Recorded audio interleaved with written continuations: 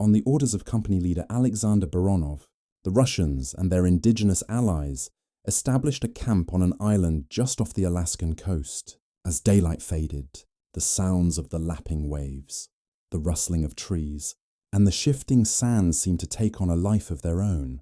Becoming ominous, dark figures emerged from the shadows, descending upon the unsuspecting camp guards, tearing through the tents, and relentlessly stabbing at the scattering men. The Russians fought back with a barrage of gunfire, while their allies unleashed a volley of arrows.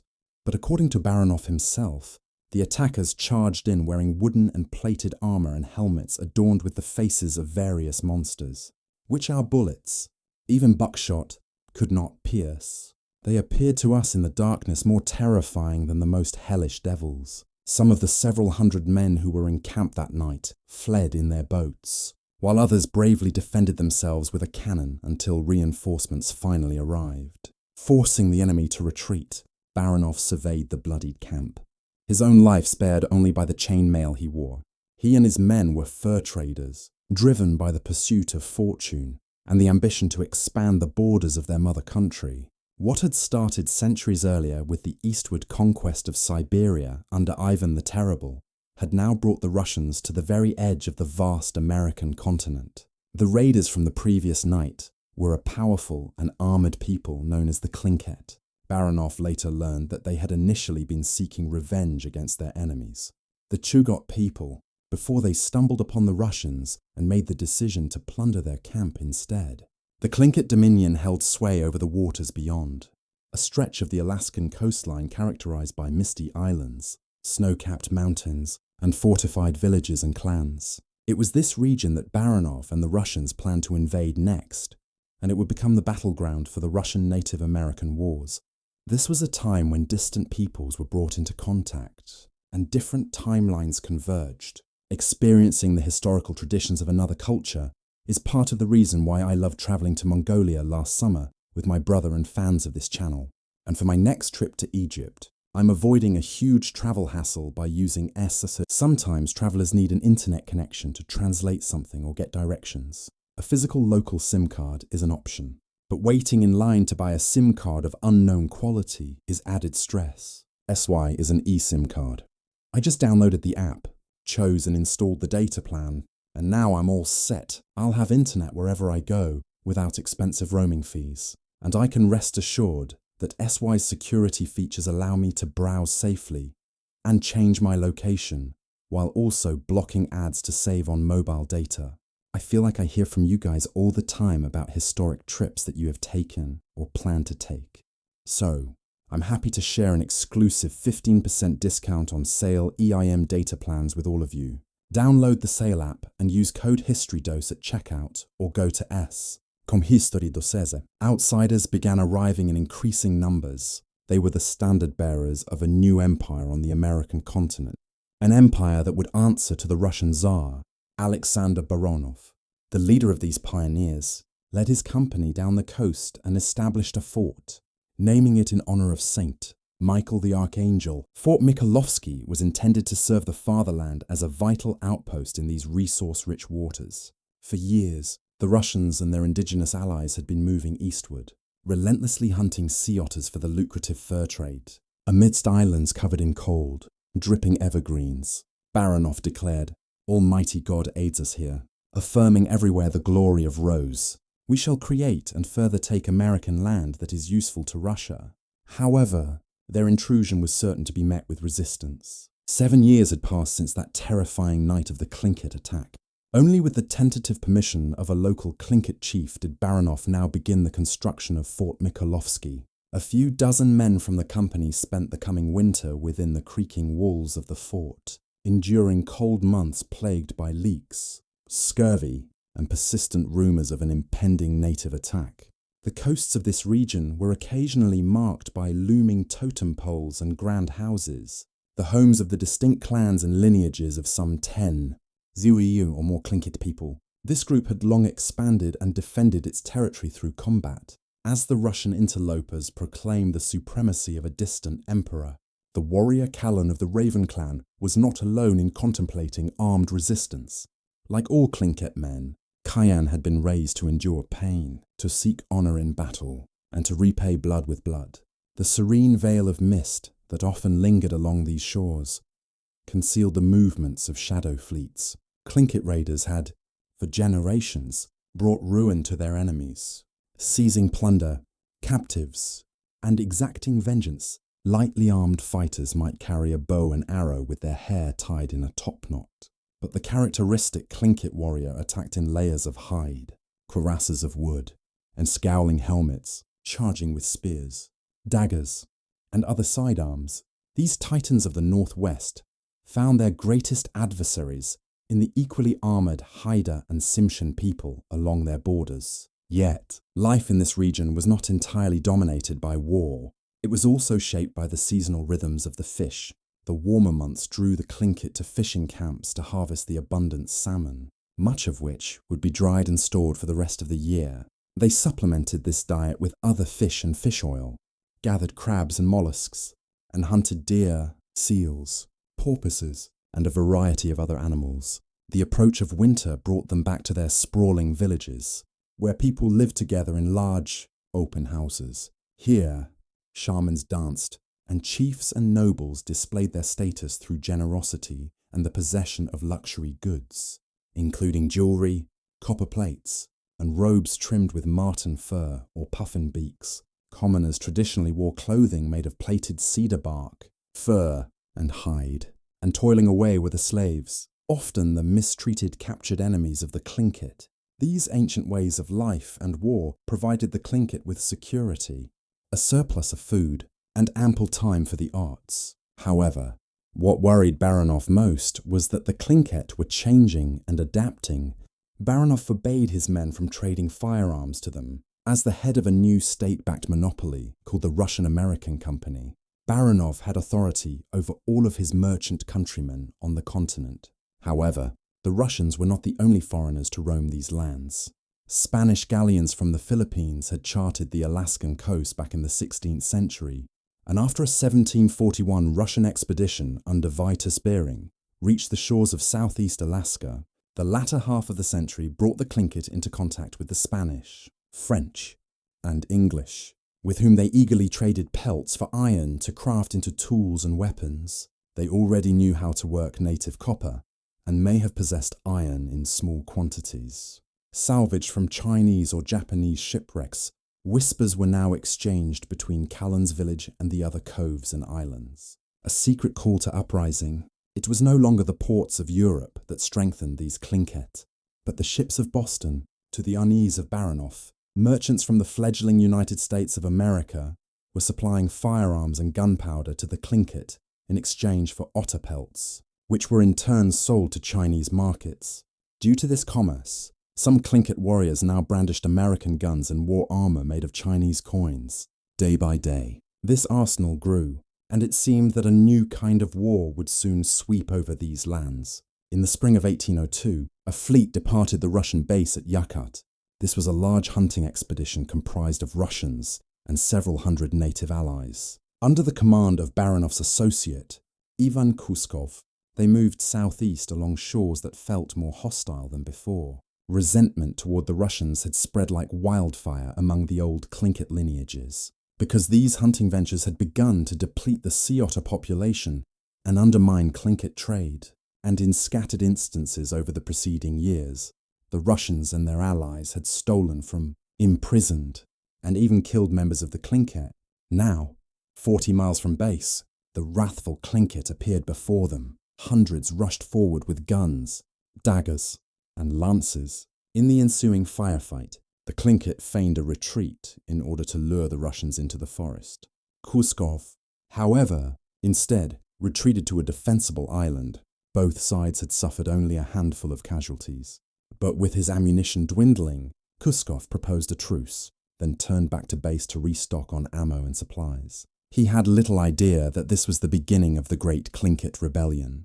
When the chief of the Kiks, Adi Tlingit, allowed the construction of Fort Mikhailovsky years before, he may have unknowingly pledged his clan to the Russian Tsar. It was now widely known how Russian merchants regarded their newest subjects. Many of the hunters who sailed with them were the indigenous people of the Aleutian Islands, whom the merchants had colonized and forced to work as their hunters. Although the prospect of this kind of servitude stirred the Tlingit, they lacked a king or council to rally their many clans to war. The autonomous Tlingit groups nevertheless maintained ties through potlatch ceremonies and gift exchange. Each clan, moreover, belonged to either the Raven or Eagle division. The Tlingit were obliged to marry members from the opposite moiety, and so the old allegiances between clans were now called upon. As Tlingit men took up their armour and weapons, they sent treaties to other indigenous groups, even former enemies, to join the rebellion. In June of 1802, over 1,000 warriors of the Tlingit, joined by some Haida and Tsimshian, converged on Fort Mikolovsky in an unprecedented alliance. The Russians and their allies were slaughtered where they stood, run through with spears and riddled with gunfire. As Calon led attacking warriors through the fort, the defenders retreated to the upper barracks, desperately firing cannons until they fell to the onslaught. The vanquished lay dead, and the fort became a pyre around which the victorious Tlingit hauled away captives and plundered furs. The next day, a party of Russians and their allies returned from a sea lion hunt, and the Tlingit crushed them. The rebels, in their triumph, had severed the head of the Russian imperial snake in their lands. The grey shores of Sitka Sound, from the field of battle to the Tlingit dwellings, took on a sombre stillness. Before long, a British merchant vessel under Captain Henry Barber sailed into the region. Barber wrote, "Where the late Russian factory stood, I found the place entirely destroyed by fire and mangled bodies of about 20 men laying scattered among the ruins, a prey to the ravens and wild beasts of the forest. More than 20 indigenous and Russian survivors of the attacks had fallen into the hands of the Tlingit." So, Captain Barber, backed by a few American vessels, invited aboard Kayan and his uncle, Chief Scoutel, under the pretense of trade.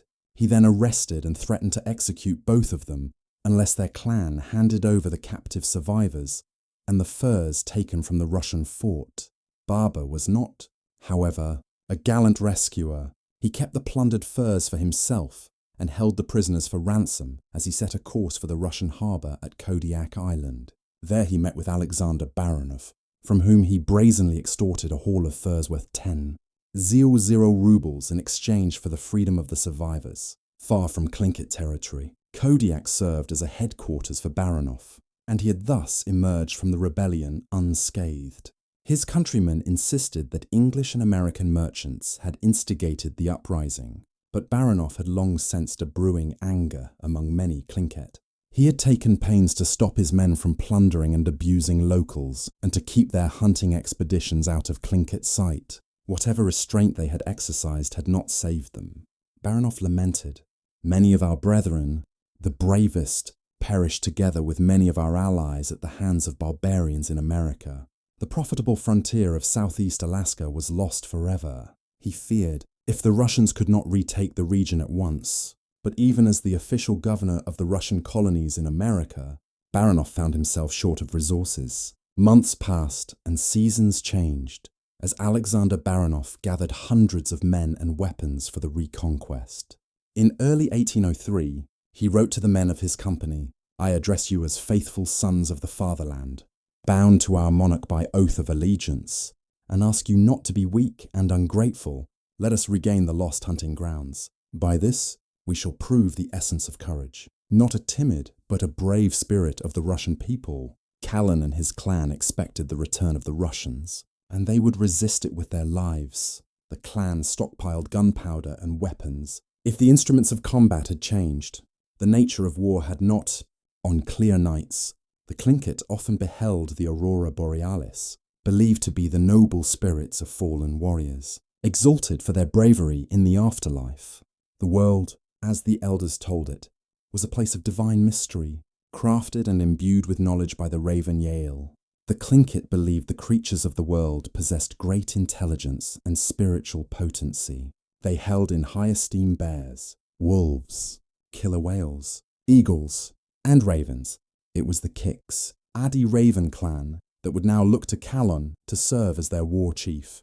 The clan abandoned their village and settled on a defensible peninsula elsewhere in Sitka, around their new dwellings. They raised a massive palisade, 245 feet across on one end, with gates and reinforcing timbers along the base and outside, as well as gun ports for their cannons. It was called the Shiski Nu, or sapling fort. No effort could be spared in protecting their civilians. Only 2 decades before, fur traders under Baranov's predecessor perpetrated the Awaruk massacre of some 300 indigenous men, women, and children after the people resisted Russian settlement around Kodiak Island. It was now the summer of 1804. The fleets of Baranov, which comprised some 100 armed Russians and several ships, and many more indigenous otter hunters, began to cruise past Tlingit villages to deter resistance. They punished those who had been heavily involved in the uprising of 1802 and negotiated truces with others. The distant settlements of the Tlingit may have tenuously allied for the rebellion 2 years before, but they would not now risk coming to the aid of the Kiks, Adi clan. Those in the sapling fort would face the Russian-led force alone. Baranov assembled this force at the old, abandoned Tlingit village, where he came across a Russian naval ship called the Neva. The captain and his crew of 41 men had learned of the situation in Alaska. Having recently completed the first Russian circumnavigation of the world, they came to join Baranov and bring military might against the Tlingit. Keon needed firepower to resist them. A party of high-ranking Tlingit men went out to collect more gunpowder and guns. But as they returned, the Neva emerged and fired on them. A spark ignited the cargo, and the Tlingit fired back, causing the canoe to explode. 2 days later, on October 1st, the Russian fleet gathered beyond the shallows of the sapling fort and prepared to land their forces. Oral traditions recount that the mighty Kalon placed his hands in charcoal and smeared it in lines about his face in the image of a fallen raven, the war paint of a man prepared to die, his head adorned with the raven helmet. He took up a hammer looted from a Russian blacksmith slain in the rebellion and stirred his men to battle. As the sun sank low over the water, the Russians and their allies advanced on the fort, hauling artillery behind them. Tlingit gunfire began to cut them down as they neared the walls. Some of the attackers broke ranks, and Tlingit warriors sallied out from the fort. Another contingent under Cowan then rushed the flanks of the fleeing enemies. In a scene of furious combat, shattered bone and pierced flesh, a fallen sailor was hoisted on a Tlingit spear, and Kion was said to have crushed several enemies with his hammer. The Russians and their allies retreated to their ships under the cover of cannon fire. Around 10 of them died, and Baranov, shot through the arm, was among the 24 wounded. The Tlingit had won the first day of battle, and over the coming days, the strong walls of their fort withstood sporadic bombardment from the Russian fleet. But Kalon recognized that he lacked the gunpowder supply to fend off Russian attacks for much longer. While in negotiations with the Russians, the several hundred Tlingit began to escape into the forest under the cover of night. First, the elders, women, and children, followed at last by the warriors, began one long survival march through damp woods and cold mountain paths. Hunger and the elements took the lives of many during the retreat to Peril Strait. On October 7th, the Russians entered the silent fort and found it abandoned. Inside were several slain young children and elderly Tlingit, killed by their own clan, possibly because they were deemed too weak to endure the journey. The Russians burned the sapling fort and founded an establishment they called New Archangel. The following summer of 1805, they received delegations from the exiled Kiks. Adi Tlingit, an air of authority accompanied the arrival of Cowan, of whom the Russian captain said, "He is considered the best shot and keeps with him up to 20 fine guns." Baranov welcomed his former adversaries and paid respect to their customs. Negotiating between days of ritual dances and songs, the parties exchanged gifts and prisoners, and Baranov traded a cherished copper crest for the right to settle the land around New Archangel.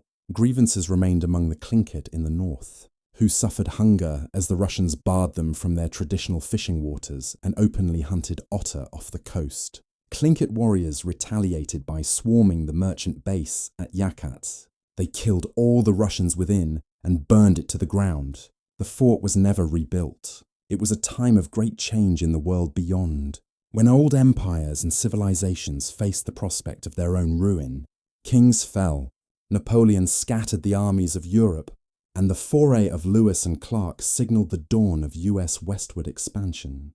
Yet here in this modest corner of Alaska, the Tlingit had fractured a looming frontier.